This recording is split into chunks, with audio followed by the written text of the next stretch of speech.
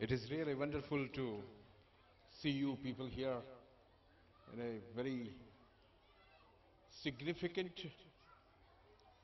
The name of the school itself is Little Flower. So you people have thought that you should send your children to English medium school only because of they should know English well and they can converse them well in English. Ultimately, the name of the program is also Forum. Forum means fragrance.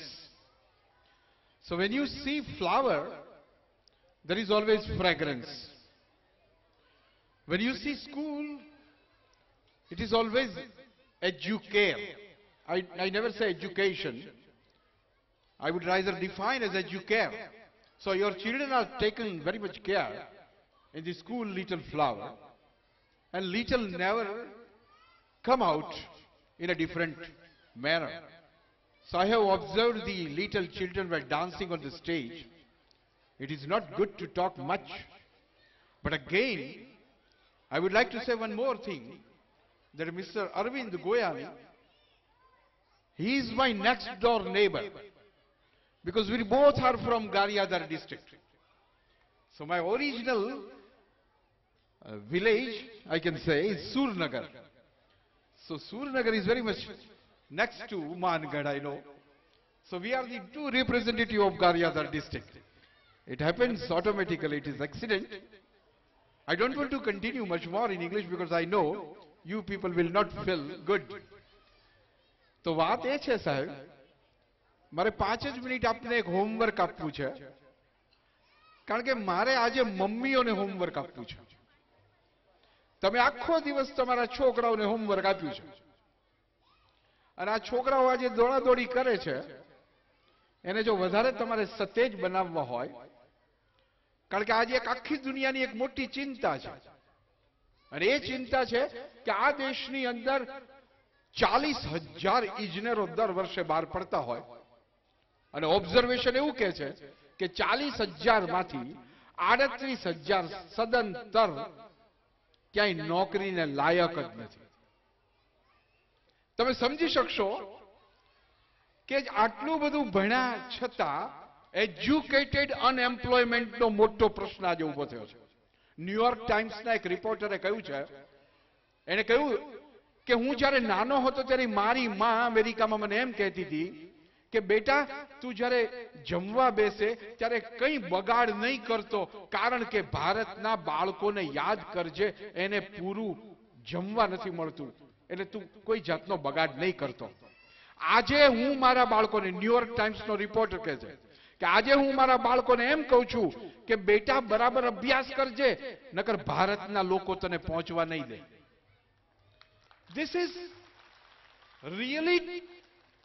એટલા માટે મારે આ મા બાપોને ખાસ ધન્યવાદ આપવા પડે, પણ એક ચિંતા પણ મને છે, ખાસ કરીને આ મમ્મીઓને મારે કહેવું છે, કારણ કે મમ્મીઓનો ત્રાસ બહુ વધી ગયો છે.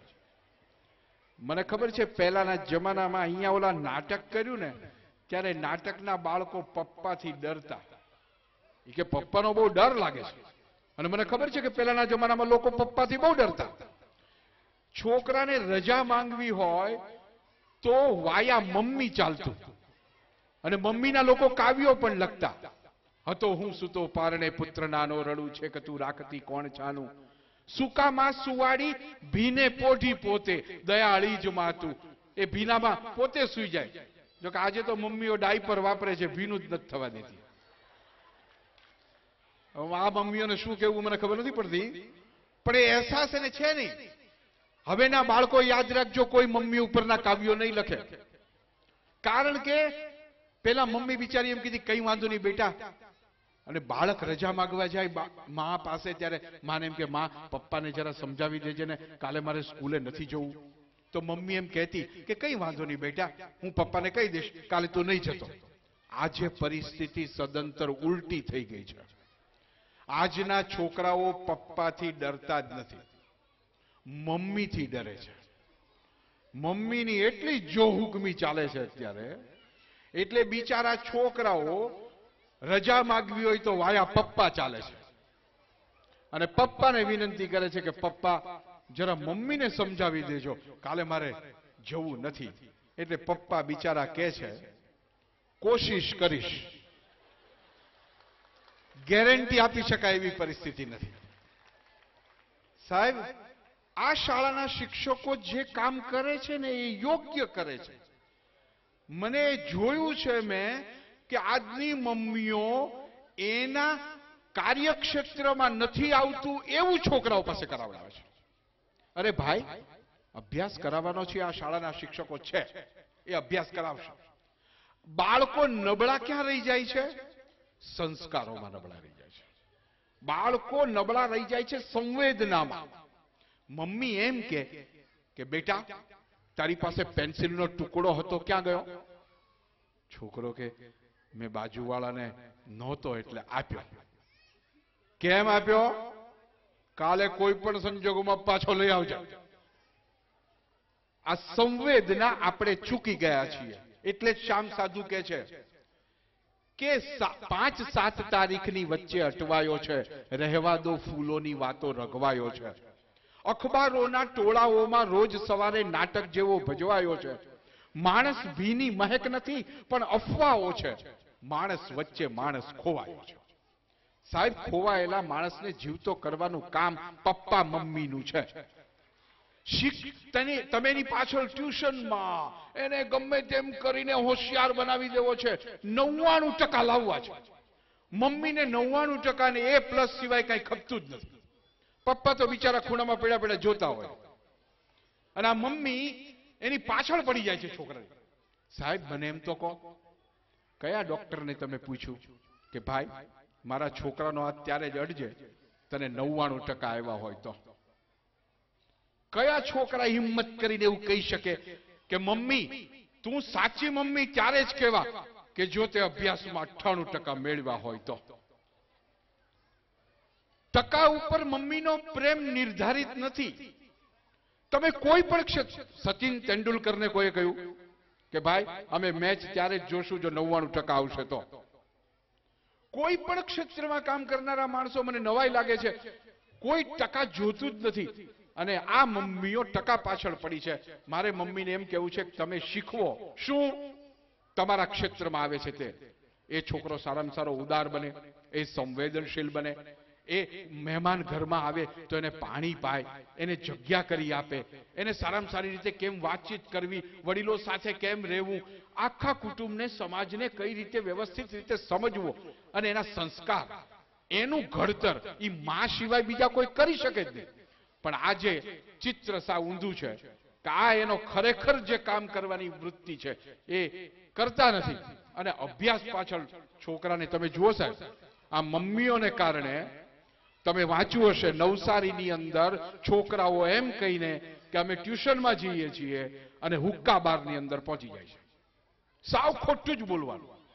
આ કેટલા બધા છોકરાઓ આપઘાત કરે છે સાહેબ, મને એ ખ્યાલ નથી આવતા. મારે તમને કેવું છે, ઈંડું હોય ને અંદરના એક જીવ, આ ઈંડાની અંદર રહેલો જીવ એને જો બહારથી કોઈ ફોર્સ કરે અને મારે તો અંદરનો જીવ મરી જાય. પણ એ જ ઈંડાને અંદરથી કોઈ ફોર્સ કરે અને અંદરથી જો તાકાત લગાવે તો એ જીવ ખીલી ઉઠે. આ એક જ ઈંડાનો જીવ, પણ બળ જો ઊંધું વાપરવામાં આવે તો મને લાગે છે કે મુરઝાઈ જાય. તો મારે આજની તકે મને બહુ આનંદ થયો કે અમે એક જ તાલુકાના બંને અરવિંદભાઈ ગોયાણી, અને મને આજ આનંદ થયો કે સ્ટેજ ઉપર છે, આ વડીલો પણ અહીંયા છે. હું જો કે મને પૂછવા બેસો તમે કોઈ, ગુજરાત રાજ્યમાં અંગ્રેજીનું આખું કામ કરું છું. લોકોને અંગ્રેજી બોલતા બહુ તકલીફ પડે છે, પણ એને સરળતાથી શીખવું છું. પણ મને હજી સુધી કોઈએ પૂછ્યું નથી કે તમને કેટલા ટકા આવ્યા. અને આજે હું તમને સાવ સાચું કહી દઉં છું કે મારી જિંદગીમાં PhD સુધી અભ્યાસ કર્યો છે, કોઈ દિવસ 37 થી વધારે ટકા લાવ્યો નથી. હવે જો 37% વાળા માણસને સ્ટેજ ઉપર બેસાડતા હોય સાહેબ, તો મને અંદરથી એમ થાય છે કે આવો ઠોઠ નિશાળ્યો. હું પણ સુરનગરમાં ભણેલો છું, બાળપણ મારું ત્યાં મારી દાદીમા સાથે મેં વિતાવ્યું છે, તો મને યાદ આવે છે ભૂમિ. અને છતાં એ વખતે ક્યાં કોઈ ટેકનોલોજી હતી, ક્યાં કોઈ કોમ્પ્યુટર હતા, ક્યાં ટીવી હતા. અને એટલે જ આદમભાઈ કહે છે કે બાગમાં હવે ક્યાં મળે છે સનમ? વેબસાઇટ પર મળે છે સનમ. બાગમાં હવે ક્યાં મળે છે સનમ? વેબસાઇટ પર મળે છે સનમ.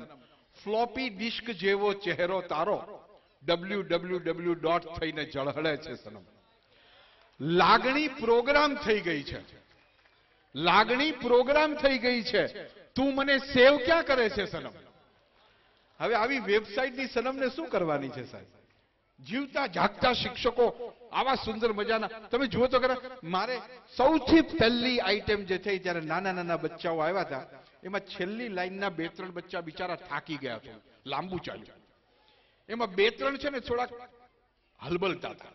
એટલે હું સમજી ગયો કે આની મમ્મી આને મેગી ખવડાવતી હશે, કારણ કે મેગી વાળા છોકરા ટકશે નહીં, બાકીના બધા રોટલો ને શાક ખાવા વાળા જ છે. અને એટલે જ કૃષ્ણ દવેએ કહ્યું છે, મમ્મીઓ યાદ રાખજો, આ જંક ફૂડ, તમને ખબર નથી અત્યારે યુરોપ, અમેરિકા, સિંગાપુરનો મોટો પ્રશ્ન એ છે આ જંક ફૂડ અને ફાસ્ટ ફૂડ. આ બંને કોઈ પણ સંજોગોમાં તમારે એમાંથી બચવું પડશે. અને એટલે જ કૃષ્ણ દવેએ કહ્યું છે કે લીમડાના દાદાને કઈ કઈ થાકી ગયો, જાવ હવે ફાસ્ટ ફૂડ ખાઓ. ટી શર્ટ ને જીન્સ વાળી માંજરી બિલાડી કહે આપણને દૂધ નહીં ફાવે. આ પિઝા ને બર્ગર ની આખી એ પેઢીને રોટલો ને શાક ક્યાંથી ભાવે? લીલાછમ કૂપળોના ગીતો મેલીને તમે રિમિક્સના ગાણાઓ ગાઓ, જાઓ હવે ફાસ્ટ ફૂડ ખાઓ. અપ ટુ ડેટ કાગડા ને કાગડિયું માઇકમાં મંડી પડ્યા છે કંઈક ગાવા, કંઈ પણ સમજાય નહીં એવા ખાબોચિયામાં મંડી પડ્યા છો તમે નાવા. કાને કઈ થૂંકવાનો ખૂણો નથી અને પેટ નથી કોઈનો ઉકરડો. મારા એ ગાલ પર બીજા શાને મારી જાય છે ઉજરડા. માંદા પડવાનું પોસાય કદી કોઈને, સાંભળ્યા છે ડોક્ટરના ભાવ, જાઓ હવે ફાસ્ટ ફૂડ ખાઓ. તો મમ્મીએ આ બંને વસ્તુ યાદ રાખવાની. હું વધારે સમય, મને ખબર છે હું ત્રાસવાદી બનવા માંગતો નથી, કારણ કે મોટામાં મોટો ત્રાસવાદી એ હોય, એક તો આ બિચારા બાળકો અહીં પાછળ રાહ જુએ છે, એની વચ્ચે હું આવ્યો છું, અને બીજું કે સાંભળવું હોય કે ન સાંભળવું હોય છતાં જે માણસ વધારે વધારે બક કરે એ મોટામાં મોટો ત્રાસવાદી કહેવાય. Thank you very much.